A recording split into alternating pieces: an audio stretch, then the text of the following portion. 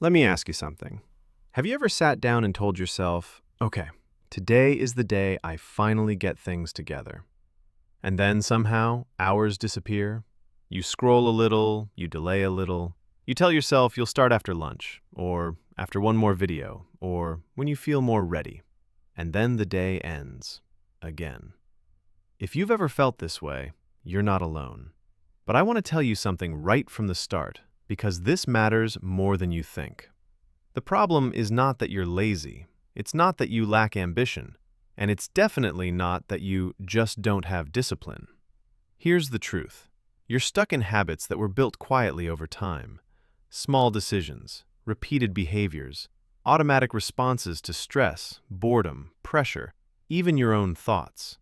And the frustrating part? You didn't even notice when it started. Think about it. Procrastination doesn't show up as a big, dramatic choice. It shows up as, I'll do it later. It shows up as picking up your phone without thinking. It shows up as avoiding the one thing that matters, while staying busy with everything else. And slowly, your mind learns a pattern. Avoid discomfort. Seek easy rewards. Delay effort. Repeat. That becomes your default. But here's the good news, and I want you to really hear this. Anything that was learned can be unlearned, and anything automatic can be rewired. That's what this audiobook is about. This isn't about forcing yourself to become a completely different person overnight. It's not about hype or extreme routines that fall apart in 3 days, and it's not about fixing yourself like something is broken. Instead, this is about understanding how your behavior actually works, and then rebuilding it in a way that makes discipline feel natural, not forced. Right now, you might be relying on motivation to get things done. When you feel inspired, you act. When you don't, you delay. But motivation is unstable. It changes with your mood, your energy, even the weather sometimes. And that's why your results feel inconsistent. But disciplined people aren't relying on motivation the way you think. They rely on systems, small habits, simple, repeatable actions that don't require emotional energy to start. And once you understand that, everything changes. Because discipline stops being something you have and becomes something you design. Let me ask you this. If starting felt easier than avoiding, would you still procrastinate the same way? If your environment guided you into action, would you still feel stuck? If your habits automatically pushed you forward, what would your life look like? That's what we're going to build together. Inside this audiobook, you'll finally understand why procrastination happens. Not in a complicated way, but in a way that actually makes sense. You'll see why your mind chooses distraction, why willpower fails at certain times, and why trying harder has never really worked. Because if trying harder was enough, you wouldn't be here. And deep down, you already know that. So instead of fighting yourself every day, you're going to learn how to redesign the system you live in, step by step. You'll learn how habits actually form, how to interrupt procrastination before it takes over, how to make productive actions feel smaller, easier, almost automatic, and how to build discipline that holds even when life gets stressful. And here's something important I want you to remember as you listen. You're not trying to become someone else. You're removing friction from the version of you that already shows up at your best, because you've felt it before. Moments where you were focused, disciplined, proud of what you got done. This isn't about chasing those moments anymore. It's about making them repeatable. Now, I won't promise you instant transformation. This won't magically fix everything overnight, but it will give you something more powerful. Control. Control over your attention, your time, your actions. And when that starts to happen, you begin to trust yourself again. You stop breaking promises to yourself. You stop feeling behind. You stop starting over. Instead, you move forward. Not perfectly, but consistently. And consistency is what changes everything. Most people don't fail because they don't know what to do. They fail because they can't stay consistent long enough to see results. So if we fix consistency, we fix almost everything else. That's our focus. We're going to reset your habits at the root level. Not with pressure, not with guilt, but with clarity, simplicity, and small shifts that build over time. By the end of this journey, you won't just think differently, you'll act differently. Starting will feel easier, distraction will lose its grip, and discipline will stop feeling like a constant fight. Instead, it becomes your natural direction. So as you begin this journey, just stay open. Not perfect, not rigid, just open. Because what you're about to learn, it isn't just about how to build better habits. It's how to reset the entire system behind your life. And once that system changes, everything else starts to follow. Chapter 1. Why you keep stopping before you start. Let me ask you something real.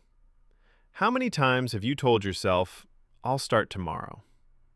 Think about that for a second. Or maybe you had the plan ready. You knew exactly what to do. You even felt that spark of motivation, just for a moment. But when the time actually came to start, you didn't. Instead, you checked your phone. You cleaned something that didn't need cleaning. You watched one quick video that somehow turned into an hour. And then the guilt showed up again. And maybe you told yourself, I just need more discipline. But let me tell you something that might change everything for you. It's not that you lack discipline, and it's not that you're lazy. Here's the truth. You're not struggling with time management. You're not struggling with willpower. You're struggling with emotional resistance. Let that sink in. Emotional resistance. Now let me explain. Every time you try to start something important, studying, working out, building a business, even cleaning your space, your brain doesn't see it as just a task. It sees it as discomfort, effort, uncertainty, maybe even the risk of failure. And your brain, it has one main job: to protect you, to keep you safe, which means it tries to avoid discomfort and move you toward pleasure. So what does it do? It pushes you away from the task and pulls you towards something easier, something predictable, something that gives you quick relief. That's why your phone feels so magnetic. That's why just 5 minutes turns into an hour. That's why you suddenly feel tired the moment it's time to start. It's not random, it's your brain trying to protect you from discomfort. Now think about this. Procrastination is not a time problem. It's a feeling problem. Let me say that again. It's not a time problem. It's a feeling problem. And once you understand that, everything starts to make sense. Because willpower alone was never designed to fight feelings all day. Willpower is like a small battery. It drains fast. So if you rely only on motivation or discipline, eventually you lose. Not because you're weak, but because that's not how your brain works. But here's where things begin to shift. The moment you understand what's really happening, you stop fighting yourself blindly, and you start working with your brain instead of against it. Let me show you what this looks like in real life. Imagine a student named Kevin. Kevin has an important assignment due in 3 days. He plans. He tells himself he'll start early, do a little each day. Sounds good, right? But when the time comes to start, he feels this resistance. He sits down, opens his laptop, and suddenly remembers he needs to check his messages. Then a short video. Then maybe a snack. And just like that, the day is gone. Now the pressure is even higher. The task feels heavier, and the cycle repeats. So what's really happening here? Kevin doesn't hate the assignment. He hates how it feels to start. That confusion, that effort, that quiet fear of not doing it perfectly. So his brain chooses something easier, something that feels good now instead of something better later. And that's how procrastination works. It's not laziness, it's avoiding discomfort in the present moment. Now let's go a little deeper. Every time you procrastinate, your brain is running a calculation. Effort versus reward. If the reward feels far away, unclear, or difficult, your brain lowers its priority. But if the reward is immediate, entertainment, food, social media, your brain raises its priority instantly. So when you sit down to do important work, your brain is basically saying, this is hard, and the reward is far away. Let's do something easier. And unless you interrupt that pattern, it wins. almost every time. So now the real question is, how do you break this cycle? Let's walk through it, step by step. First, stop waiting to feel ready. Because here's the truth, you don't feel ready before you start. You feel ready after you start. Most people think motivation comes first, but it doesn't. Action comes first, even the smallest action. So instead of saying, I'll start when I feel motivated, you shift to something simpler. You say, I'll start for just 2 minutes. Not 2 hours, not 30 minutes, just 2 minutes. Because your brain can handle 2 minutes. And once you begin, something interesting happens. The resistance starts to drop. Not all at once, but enough. Enough to keep going. That's momentum. And momentum is more powerful than motivation. Second, shrink the task. Make it so small it feels almost impossible to refuse. Because most procrastination comes from tasks that feel too big, too overwhelming. So your brain avoids them. But when you reduce the task to the smallest possible action, everything changes. Not write the report, just open the document. Not work out, just put on your workout clothes. Not clean the room, just pick up one item. It sounds simple, almost too simple, but simple is powerful because your brain resists complexity and accepts simplicity. Third, expect resistance. Don't be surprised by it, because resistance is normal. The moment you understand that, you stop thinking, something is wrong with me, and instead you say, this is just my brain resisting effort. That small shift, it removes pressure, and less pressure makes action easier. Fourth, remove the decision, because every time you decide whether to start, you open the door to procrastination. So don't decide in the moment. Pre-decide. Create a rule. Something like, when it's 7 p.m., I sit down and start for 10 minutes, no matter what. No debate, no negotiation, no waiting for the mood, just action. And finally, reward starting, not finishing, because your brain repeats what feels good. If you only reward big outcomes, your brain resists starting. But if you reward showing up, opening the laptop, taking that first step, your brain begins to associate action with something positive. And over time, that changes everything. Now listen carefully. You are not someone who can't stay consistent. You are someone whose brain has learned to avoid discomfort automatically. And that pattern? It's not permanent. It's trainable. Every time you start, even when you don't feel like it, you are rewiring your brain. You're creating a new pattern, a pattern that says, I can act, even when I feel resistance. And it is real discipline, not force, not pressure, but understanding. Understanding how your mind works. So before we move on, remember this. The goal is not to eliminate resistance. The goal is to stop obeying it. Because the moment you stop waiting for the perfect feeling, you become a different version of yourself. The you version that doesn't negotiate with procrastination. The version that doesn't wait for permission. The version that simply starts, even when it's uncomfortable, even when it's slow, even when it's imperfect.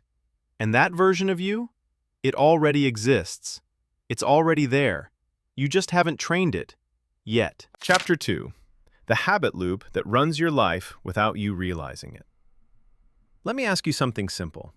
Have you ever caught yourself doing something and only realized it after you already did it? Maybe you opened your phone just to check the time, and 20 minutes later, you're still scrolling.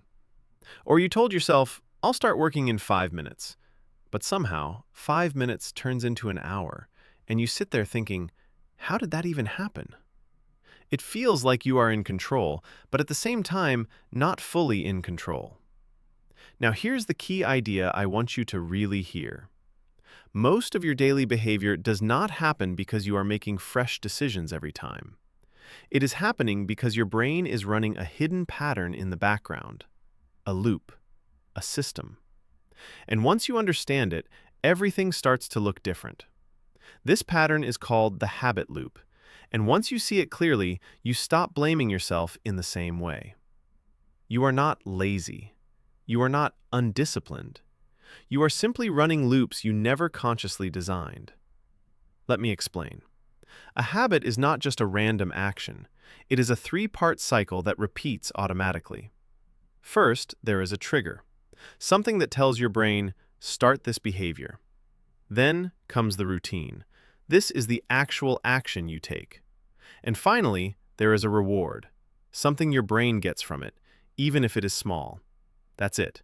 Trigger, routine, reward. Trigger, routine, reward. And your brain loves this system because it saves energy. Instead of thinking deeply every time, it just repeats what worked before. Here's the truth. Your brain is always looking for shortcuts, not because it is lazy, but because it is efficient. If it had to rethink every single action from scratch, you would feel exhausted just getting through a normal day. So instead, it builds loops. And once a loop is formed, it starts running on autopilot. Let's make this real. Imagine this situation. You feel a little tired in the afternoon. That is the trigger. Without even thinking, you open your phone. That is the routine. You scroll for a few minutes, and you feel slightly distracted from stress or boredom. That is the reward. And your brain remembers that. It stores it. Next time you feel tired in the afternoon, it says, we know what to do. And just like that, the loop strengthens. No decision needed, no awareness needed. It just happens. Now here's something important I want you to understand clearly. The reward does not have to be big. It just has to feel good enough in the moment. Even a tiny relief counts. Even a small distraction counts. Even a brief escape counts. That is why habits are so powerful. They are not built on logic. They are built on relief and repetition. Let's take another example. You wake up in the morning. That is the trigger. You go to the kitchen and make tea or coffee. That is the routine. And you feel awake, comfortable, ready to start your day. That is the reward. Do this enough times, and your brain stops asking questions. It just says, morning equals coffee. Morning equals coffee. And that becomes a loop running your life.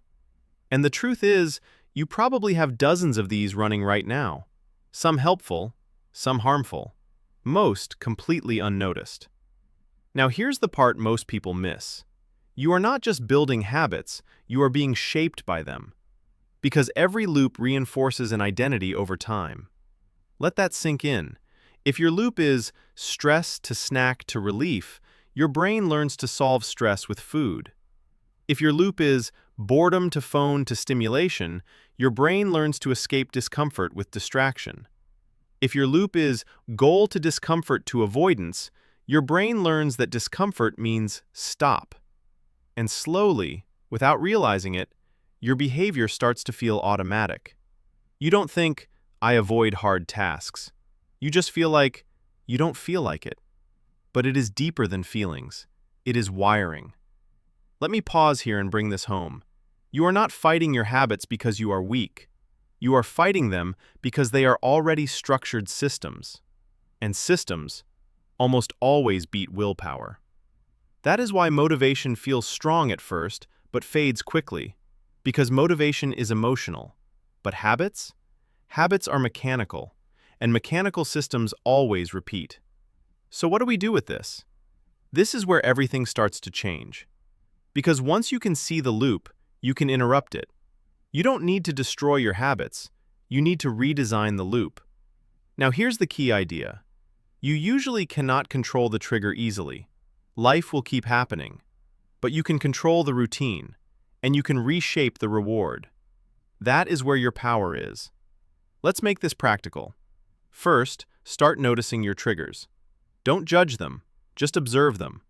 Ask yourself, what usually happens right before I fall into an automatic behavior? Is it boredom? Is it stress?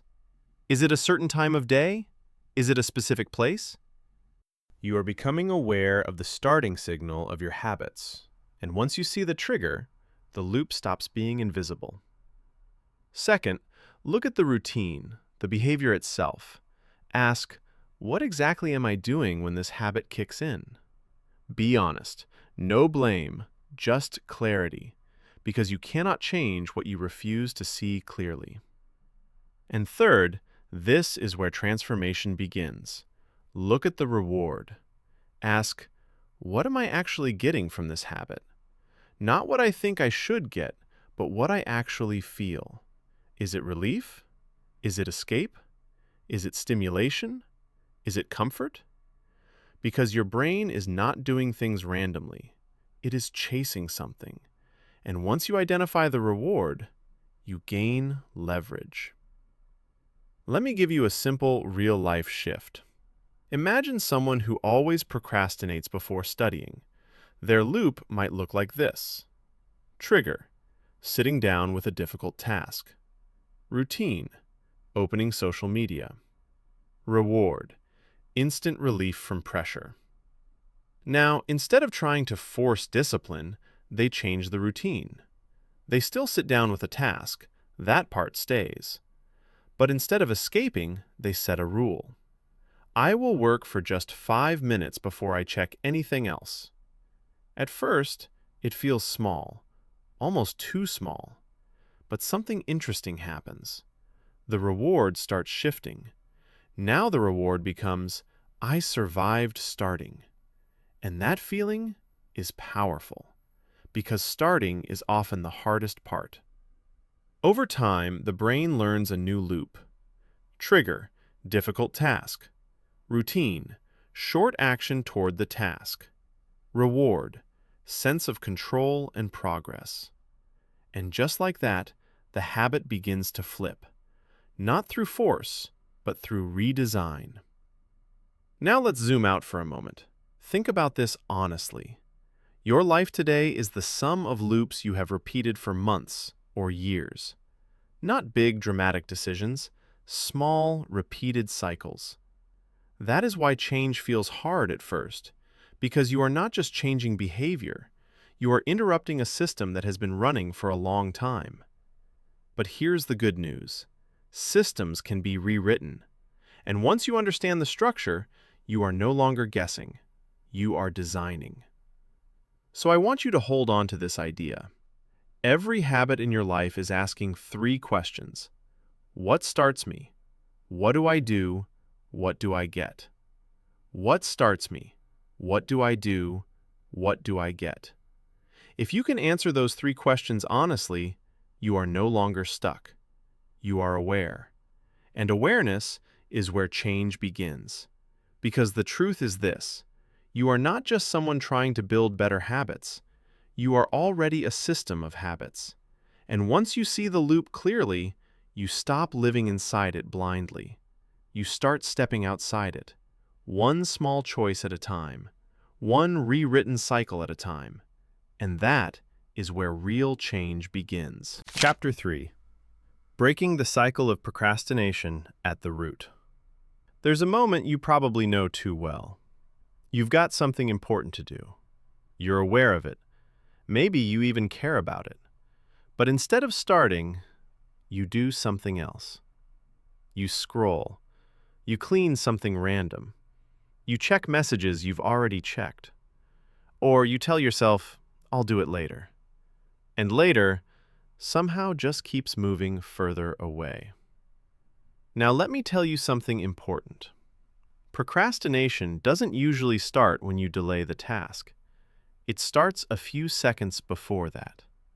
Right at the moment your brain first registers discomfort.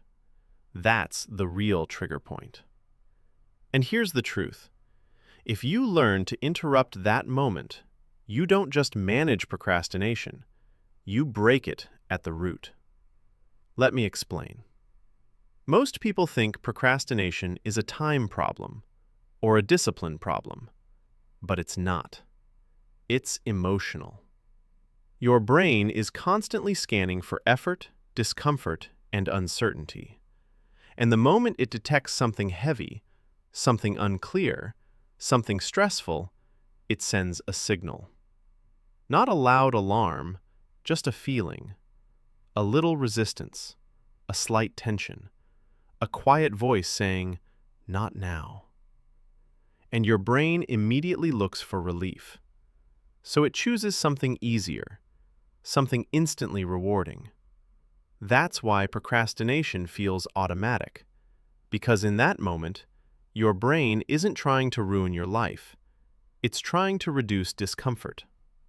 Think about that for a second. It's not laziness. It's emotional avoidance. And that changes everything.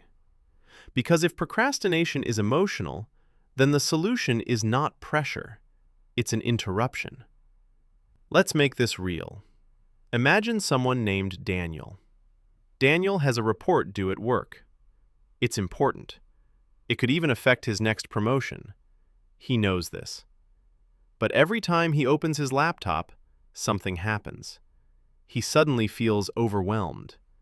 He starts thinking about how long it will take. He worries it won't be perfect. And without even deciding it, he clicks YouTube. 10 minutes becomes an hour. An hour becomes the whole evening. Later, he feels frustrated. Why do I always do this? But here's what really happened. He didn't procrastinate when he opened YouTube. He procrastinated seconds earlier.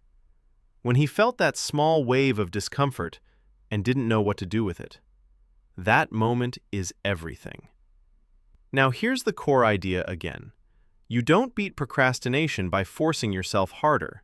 You beat it by interrupting the delay response before it becomes avoidance. Let that sink in. The goal is not to fight a battle after you've already lost momentum. The goal is to stop the chain reaction before it builds. Now let's talk about your brain for a second. You have two systems working at the same time. One is fast, emotional, and protective.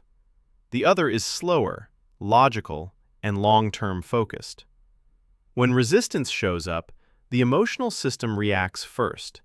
It pushes you toward comfort.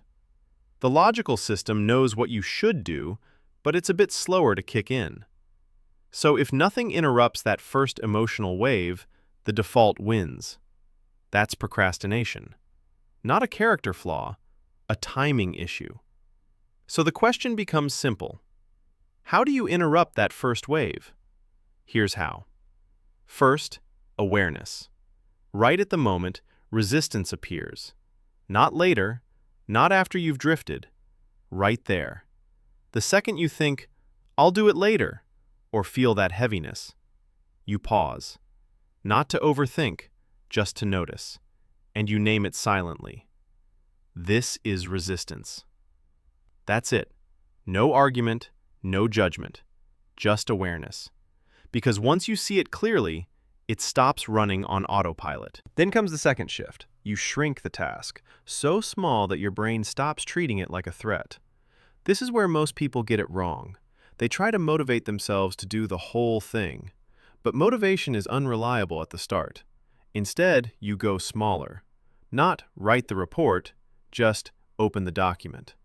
Not study for 2 hours, just read 1 paragraph. Not start working out, just put on workout clothes. You're not tricking yourself. You're lowering the emotional barrier so your brain stops sounding the alarm. And once you start, something changes. Momentum begins to take over. Now listen carefully to this part. The first 30 to 90 seconds of action are everything. That's the transition zone. Your brain is still deciding, is this painful or is this manageable? So you don't negotiate. You don't overthink. You just move. Even if it's messy, even if it's small, even if it's imperfect. Just starting counts. Because action changes your state faster than thought ever will. Let's go back to Daniel. Instead of opening YouTube, he pauses. He notices, this is resistance. Then he says, I'm just going to open the document. Nothing more. He opens it. That's it. He doesn't solve the report. He doesn't plan the whole thing. He just sits with the document open. And something shifts. The task becomes real, visible, present, and the emotional weight drops slightly. That small shift breaks the cycle. Not motivation, not pressure, just initiation. Now let's make this even clearer. Start treating resistance like a signal, not a command. Resistance is not saying, stop. It's saying, This feels uncomfortable. That's all. And discomfort is not danger. It just feels like it in the moment. So instead of obeying resistance, you observe it. Then you respond with the smallest possible action, every single time. Because what you're really training is not productivity, you're training identity. You're becoming someone who starts, even when it feels uncomfortable. And here's something powerful. Your brain learns from repetition, not intention. So every time you interrupt the delay loop, even in a tiny way, you weaken it. And every time you delay without noticing, you strengthen it. That's why procrastination feels like a cycle, because it is one. But cycles can be rewired, not with force, with repetition, at the same point. So let's bring it all together. Procrastination doesn't need a complicated solution. It needs a precise interruption point. That point is the moment of emotional resistance, right before avoidance begins. If you catch it there, you win. If you miss it, the pattern runs on autopilot. And over time, something changes. Not because tasks become easier, but because starting becomes normal. So the next time you feel that familiar delay beginning, don't rush past it. Pause. Notice it. Name it. Then shrink the next step until it feels almost too small to refuse, and take it immediately. No negotiation, no long thinking, just movement. Because once you move, you're no longer stuck in the loop. You're already breaking it. And that's how real change begins. Not in a dramatic moment, but in a quiet decision to start, right at the exact point where you used to stop. Chapter 4. How to build discipline without relying on motivation. Let me ask you something simple. How many times have you told yourself, I'll do it tomorrow when I feel more motivated? And then tomorrow comes, and nothing really changes. You still feel tired, you still feel distracted, you still feel like starting later. Now here's the key idea of this chapter. Discipline is not something you wait for. It is something you build. Like a system that runs even when your feelings don't show up. Because motivation is unstable. It comes and goes like the weather. But discipline, real discipline, is what stays when motivation disappears. And if you understand this deeply, everything changes. Now here's the shift you need to make. Stop thinking of discipline as a feeling. Start thinking of it as a default setting. Something that happens automatically, not emotionally. Let me explain. Most people believe successful people are always motivated, that they wake up excited, energized, and ready to conquer the day. But that's not true. Here's the truth. What's actually happening is simpler. They've built systems that remove choice. They don't ask, do I feel like doing this? They've already decided ahead of time. And that decision removes the emotional debate. That's the real secret. Now let's talk about your brain for a moment. Your brain is designed to save energy.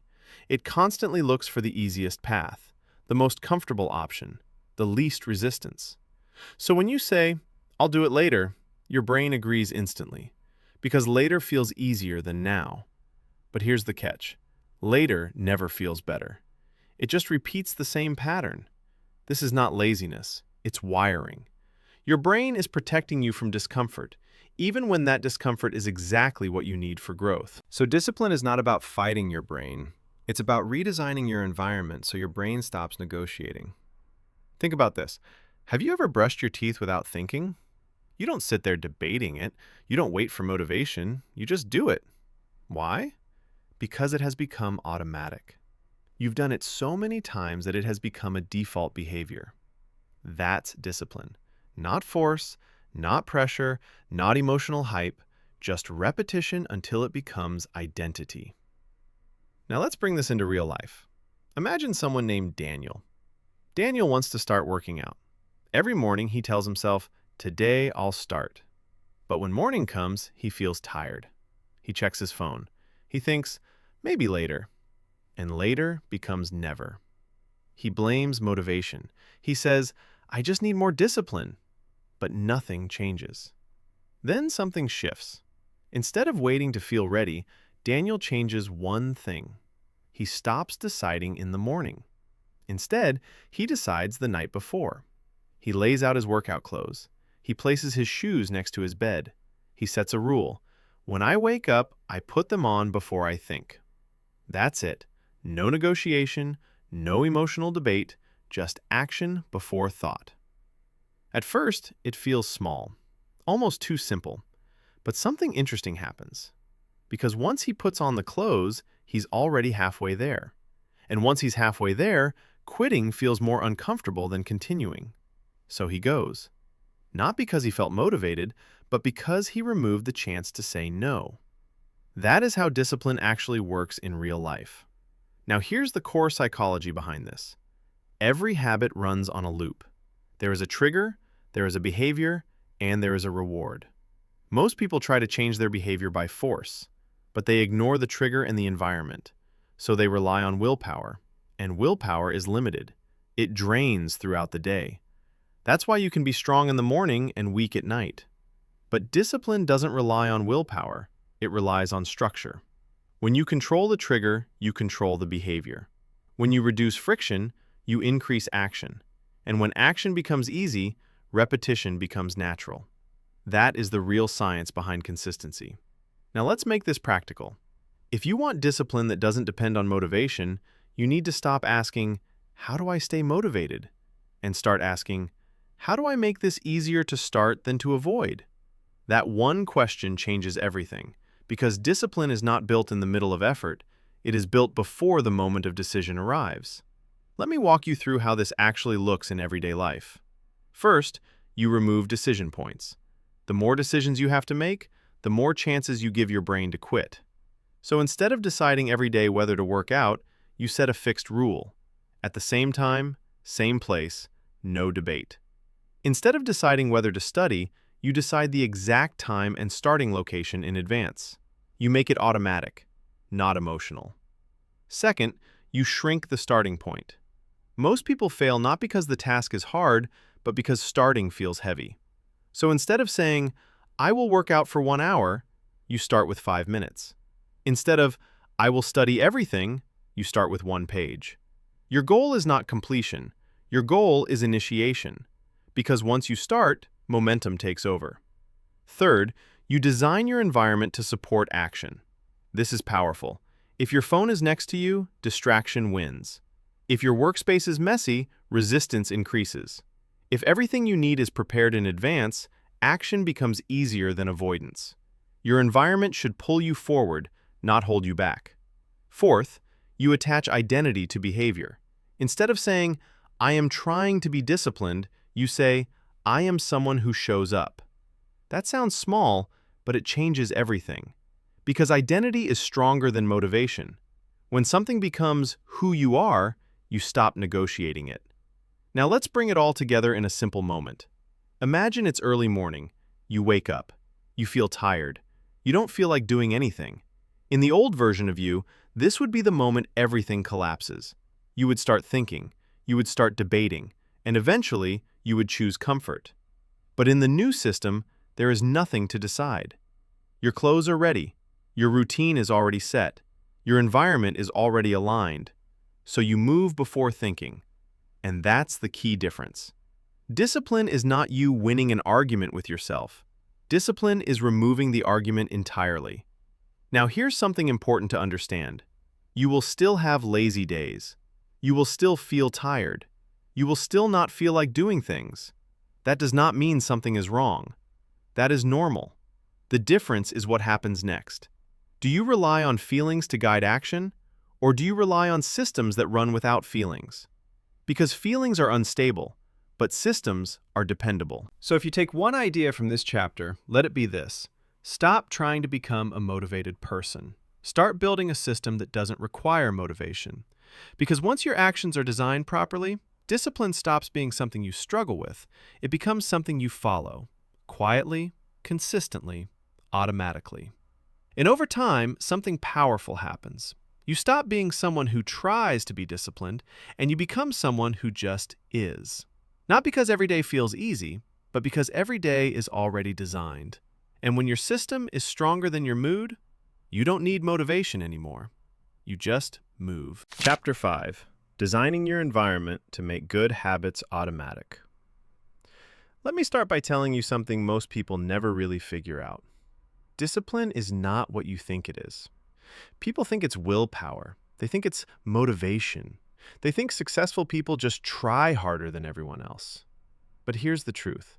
That's not how it works. Not even close. Let that sink in for a moment, because this chapter is going to change how you see your entire daily life. Your habits are not only controlled by your mind, they are heavily controlled by your environment. Your environment is shaping you more than your intentions ever will. Your room, your desk, your phone, your setup, even the small things you stop noticing, all of it is quietly guiding your behavior, without asking you, without permission, without you even realizing it. So instead of asking, how do I force myself to be more disciplined? Ask a better question. How do I design my environment so discipline becomes the easiest option? That question changes everything. Now listen closely. Every habit you have follows a simple loop: a trigger, a behavior, and a reward. But here's what most people miss. The trigger usually comes from your environment, not your goals, not your motivation, not your intentions. It comes from what is around you, what you see, what you hear, what is within reach, what feels easiest in the moment. If your phone is next to you, you check it. If junk food is visible, you eat it. If your bed is comfortable and your work is far away, you stay in bed. It's not that you are weak. It's that your environment decided before you even had a chance to think. Think about that. Most bad habits are not decisions. They are reactions. And once you understand that, everything shifts. Because now you are no longer fighting yourself. You are redesigning the system around you. Now let's make this simple. Your brain is always trying to save energy. Always. It loves shortcuts. So it will always choose the easiest path available, not the best one. If there are two options, one easy, one hard, your brain doesn't debate for long. It chooses automatically. So your environment is quietly making decisions for you all day long. If scrolling is easiest, you scroll. If working is easiest, you work. That's it. So discipline is not about fighting every urge. It's about something smarter, making the right actions easier than the wrong ones. That is the real secret. Let me give you a real-life picture. Imagine a student in a small room in Eldoret. This student wants to study every evening. Good intention, strong motivation. But look at the setup. The bed is right next to the desk. The phone is always on the table. Notifications keep popping. The TV is visible from where they sit. Now be honest. How easy is it to focus in that environment? Even if they start strong in the morning, by evening the environment is pulling them in every direction. So what happens? They sit down to study. They pick up the phone for a quick break. And suddenly, 1 hour is gone. Not because they are lazy, but because distraction was the easiest option in the room. Now, let's change just a few things. Same student, same goals, same motivation. But now, the phone is in another room. The desk faces a plain wall. Only study materials are on the table. Notifications are turned off. Now what happens? Studying becomes easier than distraction. Let that sink in. Not because the student became super disciplined overnight, but because the environment stopped fighting them. That is design. Now here's how you apply this in your own life. Think of it like redesigning your daily battlefield. Because every day, your environment is either helping you or sabotaging you. There is no neutral space. Let's start simple. Make good habits obvious. If you want to read more, don't hide your book. Put it where you can see it. If you want to drink water, keep a bottle in front of you. If you want to exercise, lay out your workout clothes where your eyes will catch them. Simple truth. What you see, you tend to do. Now the next shift. Make bad habits invisible. If your phone is the problem, don't keep it beside you. If social media is stealing your time, remove it from your home screen. If junk food is your weakness, don't store it within easy reach. Out of sight is not just out of mind, it is out of action. Because every extra step between you and a bad habit gives your brain time to pause. And that pause is powerful. That's where change begins. Now let's talk about friction. Friction simply means effort, how easy or hard something is to do. Bad habits should have high friction. Good habits should have low friction. For example, if you want to reduce phone distraction, log out every time. That extra step slows you down. But if you want to exercise, don't make it complicated. Put your shoes near the door. Make it easy to start. Your goal is simple. Make good habits the easiest path in the room, and make bad habits require effort. Now let's talk about cues. A cue is anything that reminds your brain to act. Time, place, feeling, routine. Instead of waiting for motivation, you create cues on purpose. For example, you sitting at your desk becomes your focus cue. After dinner becomes your walk cue. Waking up becomes your planning cue. You are training your brain, associating moments with actions, and slowly it becomes automatic. No struggle, no debate, just a pattern. Now here's something most people completely miss. Your environment is not only physical, it is also digital. Your phone is part of your environment. Your apps, your notifications, your home screen, all of it.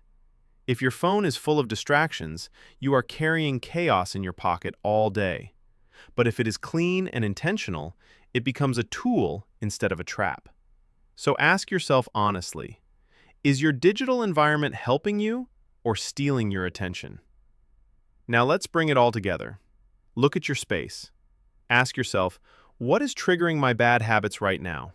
Then remove it. Next, make your good habits visible. Then reduce friction for good habits and increase friction for bad ones. And finally, create clear cues that guide your behavior automatically. That's it. You don't need a perfect life. You need small, intelligent changes in the right places. And here is what happens when you do this consistently. At first, nothing feels different. But slowly, something shifts. You stop relying on willpower. You stop fighting yourself every day. You stop negotiating with your habits. And what once felt hard starts to feel natural. That's when discipline changes form. It stops being something you use and becomes something your environment carries for you. Let me leave you with this. If your environment stays the same, your habits will stay the same. But if your environment changes, your behavior changes with very little effort. That's why some people look disciplined without trying. It's not magic, it's design. So instead of asking, how do I become more disciplined? Start asking, how do I design my life so discipline is the easiest choice in the room? Because once you do that, you stop relying on motivation, and you start building a system that works, even when you don't feel like it. And that is where real transformation begins. Chapter 6. Rewiring your identity so your habits stick for good. Now here's where everything starts to shift. Because up until this point, you may have been trying to build habits by force, trying to be disciplined, trying to stay consistent, trying to rely on motivation, willpower, or strict routines. But let me tell you something important. That approach only works for a short time, and then it collapses. So in this chapter, we're going to focus on one powerful idea, one shift that changes everything about how habits actually stick. And that idea is this. You don't just change your habits, you change your identity. Let that sink in for a moment. Because here's the truth. The real reason habits don't last is not because you're lazy. It's not because you lack discipline. And it's definitely not because you just can't stay consistent. It's because deep down, your actions and your identity are not aligned. Now here's the key idea. You always act in ways that match who you believe you are, not who you want to be, not who you say you are, but who you actually believe you are deep down. So, if you see yourself as someone who struggles with procrastination, even if you try to act differently, your brain will slowly pull you back to that familiar identity. Because your mind is always trying to stay consistent with your self-image. Let me explain this in a simple way. Imagine two people trying to build the same habit, like waking up early. The first person says, "I'm trying to wake up early." The second person says, "I am someone who wakes up early." Now, both might wake up early once or twice, maybe even for a week. But when things get hard, when the alarm rings and they feel tired, their decisions start to split. The first person thinks, "Do I feel like waking up early today?" The second person thinks, "That's just what I do. I'm someone who wakes up early." Same situation, different identity, different outcome. Now here's what's happening psychologically. There's something called the self-perception theory. It basically means your brain observes your actions and then decides who you are based on those actions. So every time you follow through on a habit, your brain quietly updates your identity. I guess I'm becoming the kind of person who does this. But the reverse is also true. Every time you break a habit, your brain updates the opposite way. I guess this isn't really who I am. So what we're really doing here is not just building habits. We are carefully shaping identity through small, repeated actions. And once identity shifts, habits stop feeling like effort. They start feeling natural. Now let's make this real. Think about someone who struggles with consistency in studying or working. Maybe they say, "I always procrastinate. That's just who I am." So every time they sit down to work, they already feel like they are fighting against themselves. It feels heavy. It feels forced. Even if they manage to study for an hour, it feels like a battle. And because it feels like a battle, they eventually quit. Now compare that with someone who thinks differently. They don't say, "I'm trying to be productive." They say, "I'm someone who starts early and follows through, even when I don't feel like it." At first, the difference seems small, just wording. But over time, it changes everything. Because now, when they sit down to work and feel resistance, they don't interpret it as, "This is hard, maybe I should stop." They interpret it as, "This is just part of what I do." Now let's pause here, because this is where most people misunderstand identity change. They think it means repeating affirmations in the mirror or pretending to be someone else. But that's not how identity actually changes. Identity changes through proof. Small proof, repeated consistently. Let me show you what that looks like. Step 1 is simple. You decide who you want to become in very practical terms. Not vague goals like, "I want to be successful," but real identity statements like, "I am someone who finishes what I start." "I am someone who doesn't avoid difficult tasks." "I am someone who shows up daily, even when I don't feel like it." Now notice something important here. These are not goals. They are identities. And the difference is powerful. A goal is something you achieve and then move on from. An identity is something you become and live from. Now here's the second step. You start collecting small pieces of evidence that support that identity. Not big, dramatic changes. Small actions. Almost so small they feel insignificant. If your identity is, "I am someone who doesn't procrastinate," then your first proof might not be finishing everything perfectly. It might just be sitting down and starting for 5 minutes. That's it. Because the brain is not asking for perfection. It is asking for consistency. Every time you do even a small version of the identity, your brain logs it. Interesting. This person actually follows through sometimes. And over time, those small proofs start stacking up. Now here's something important to understand. Your identity is not built in a day. It is built on repeated moments of decision. So let's say you plan to study, and you don't feel like it. In that moment, you have a choice. You can act from your old identity, "I don't feel like it, so I won't do it." Or you can act from your new identity. "I don't feel like it, but I'm still the kind of person who starts." That moment might feel small, but it is actually a vote for who you are becoming. Now imagine doing that again and again, Not perfectly, not dramatically, just consistently. Over time, the identity shifts. And once identity shifts, behavior stops being a struggle. It becomes the default. Let me give you a real-life example.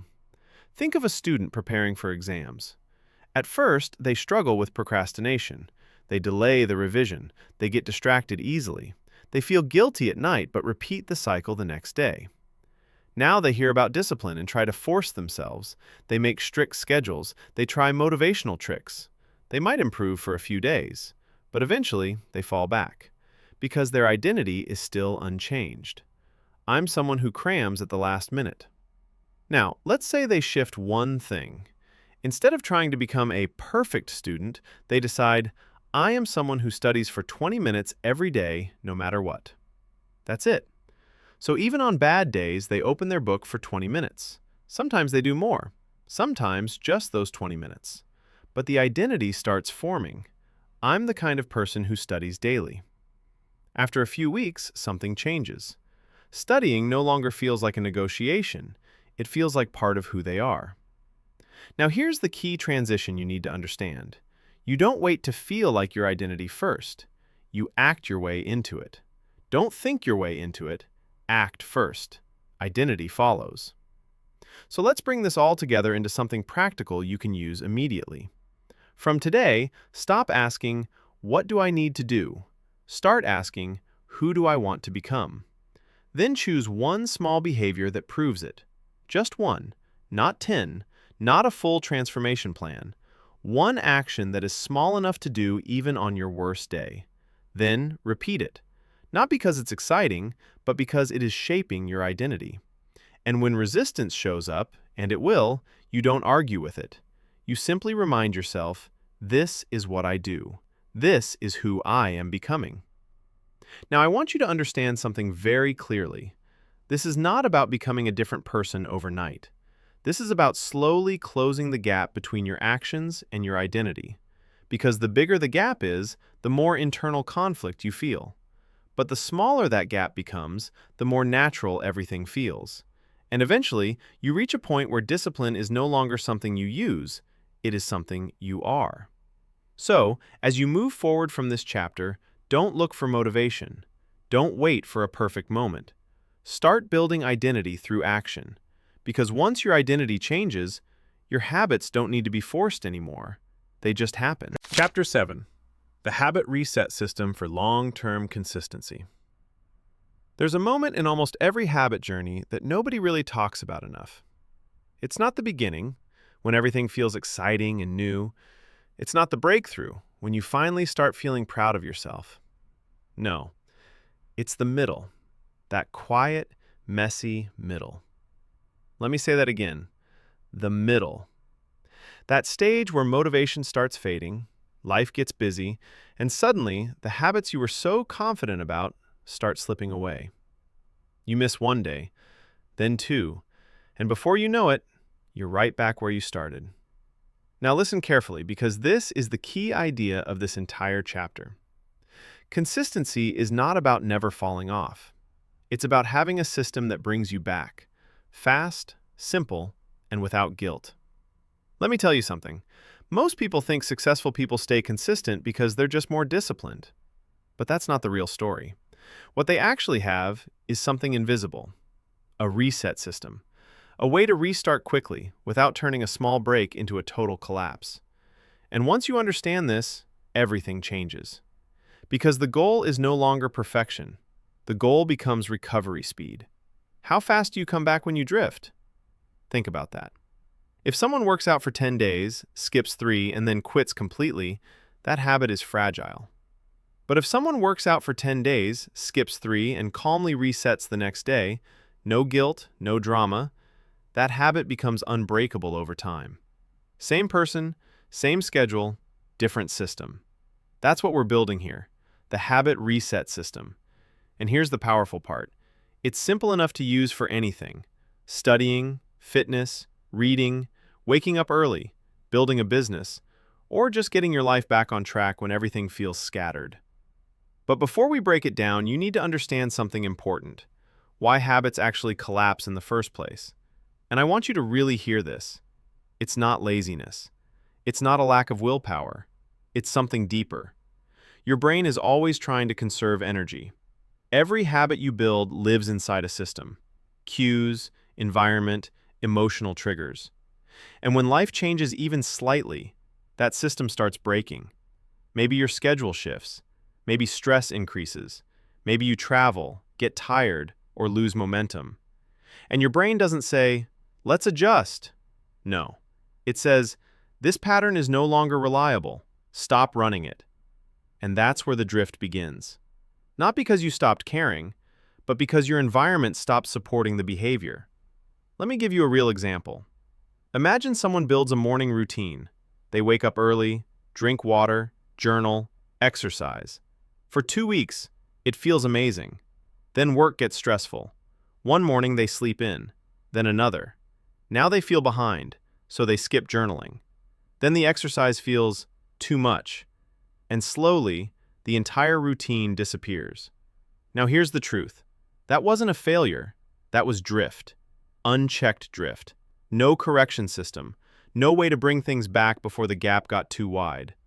And this is where the habit reset system comes in. Instead of trying to stay perfect, you install a weekly reset point. A moment where you step back, look at your habits, and gently realign them. No judgment, no pressure, just a reset. Think of it like restarting your phone when it gets slow.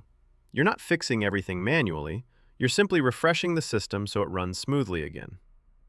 Now let's make this real. The first part of the system is reflection, but not the heavy emotional kind. No overthinking, just awareness. You ask yourself, what actually happened this week? Not what you intended, not what you should have done, just reality. Maybe you worked out twice instead of 4 times. Maybe you studied inconsistently. Maybe you scrolled more than you planned. No labels, no good or bad, just observation. Because awareness is what stops habits from disappearing silently. And here's the truth. Most people never do this step. They fall off and then avoid even looking at it. But listen closely. What you don't look at, you can't fix. Now, the second part of the system is removing friction. Let me explain this simply. If something is hard to start, your environment is working against you. So instead of relying on motivation, you change the setup. You make the good habit easier and the bad habit harder. For example, if you want to read more, you don't just try harder. You place the book where you can see it, on your bed, on your desk, next to your charger. If you want to reduce phone scrolling, you don't fight yourself all day. You move the apps off your home screen. You log out. You create distance. You're not trying to become a different person overnight. You're shaping your environment so the right action becomes the easiest action. That's the real trick. Now, the third part of the system, this is where most people completely miss it. Identity re-anchoring. Let me slow this down. Every habit you repeat is building a self-image. I am someone who works out. I am someone who studies daily. I am someone who follows through.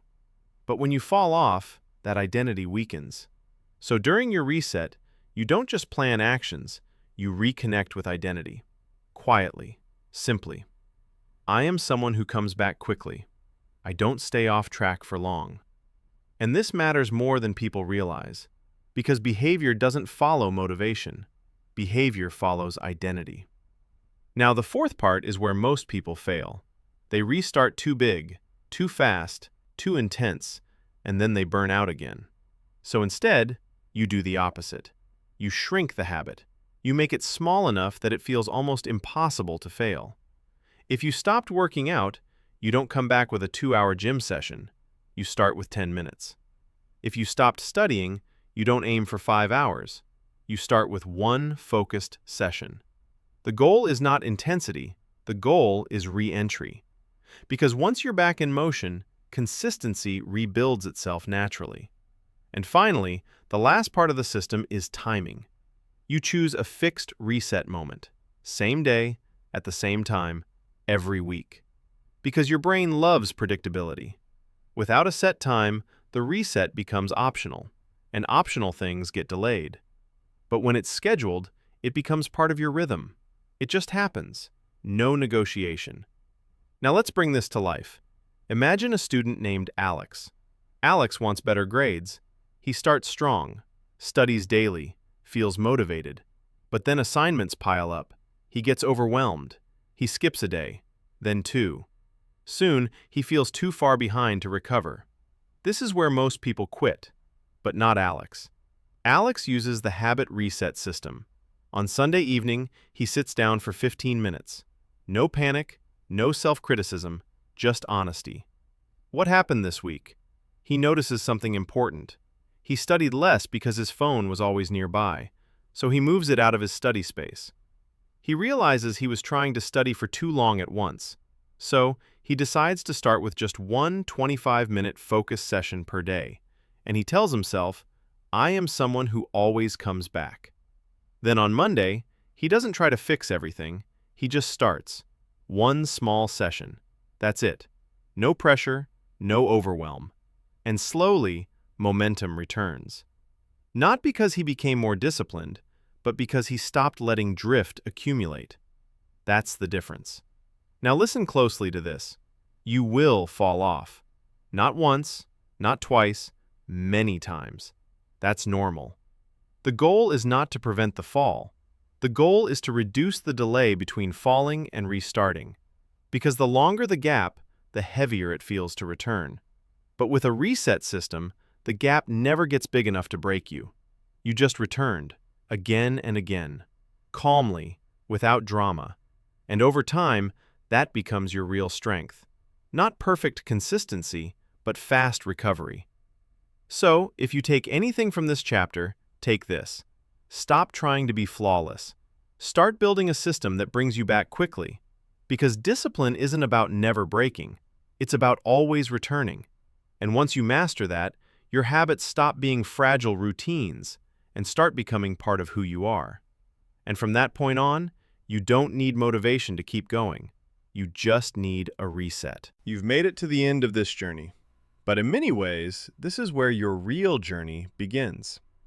Because everything you've just heard in the Habit Reset Code was never just information. It was awareness. It was you finally seeing yourself clearly. Not as someone who is lazy or undisciplined or just not built for consistency, but as someone who has simply been caught in patterns that can be changed. And now you know the truth. Procrastination is not who you are. It's a loop, a habit cycle that can be broken. Discipline is not something you're born with. It's something you build. And motivation? It was never meant to lead your life. Systems were. Let that really land. Because once you see this, everything shifts. You stop blaming yourself. You stop waiting for the perfect mood or the right time. And you start doing something far more powerful. You start designing your life so it works even when you don't feel like it. You've seen how every habit follows a simple pattern: trigger, behavior, reward. And once you understand that, you're no longer trapped inside it. You can step outside it. You can rebuild it. You can choose differently. And here's something you don't want to overlook. Small actions are not small. They are everything. Because what changes your life is not the big emotional burst of effort that fades in a few days. It's the quiet repetition of simple actions done again and again. 5 minutes, one task, one step. Repeated enough times to become your new normal. Real change doesn't announce itself. It builds. And maybe the biggest shift of all is this. Discipline is not punishment. Discipline is freedom. It's the freedom of trusting yourself. The freedom of knowing, if I say I'll do it, I'll do it. That kind of self-trust changes how you move through everything. Your work, your goals, your confidence, your entire identity. Now think about where you started.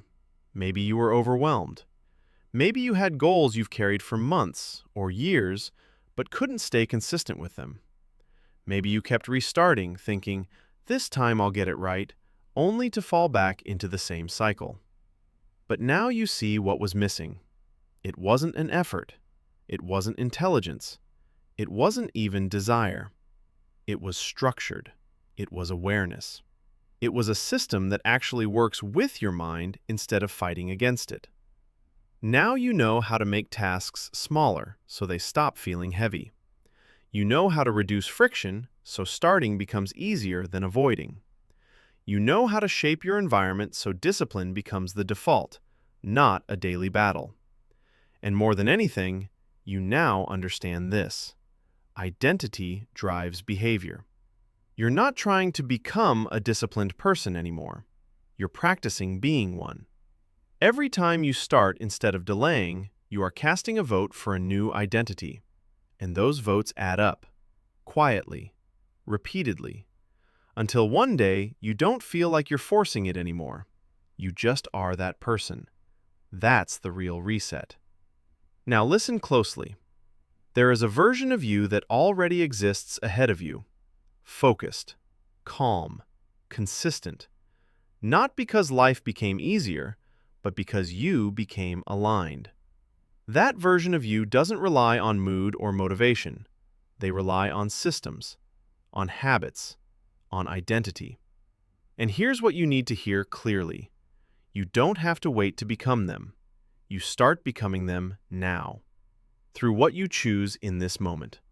Not tomorrow, not next week, now. This is where everything changes. Not because everything is perfect, but because everything is still possible. You don't need a full transformation overnight. You need one reset point.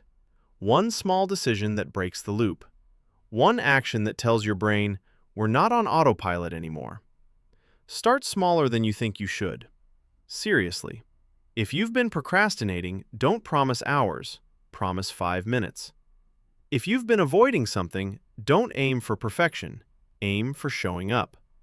If you've been stuck in overthinking, don't solve your entire life. Just take the next clear step. Because consistency is not built through intensity. It's built through repetition. And repetition is built through simplicity. And let me tell you something important. You are not here to prove anything to anyone. You are here to rebuild trust in yourself. That trust is everything. It's the foundation behind your confidence, your discipline, your peace, your progress, everything. Protect it. Because every time you do what you said you would do, even in the smallest way, you strengthen it. And yes, there will still be days when you don't feel like it. Days when old patterns try to pull you back.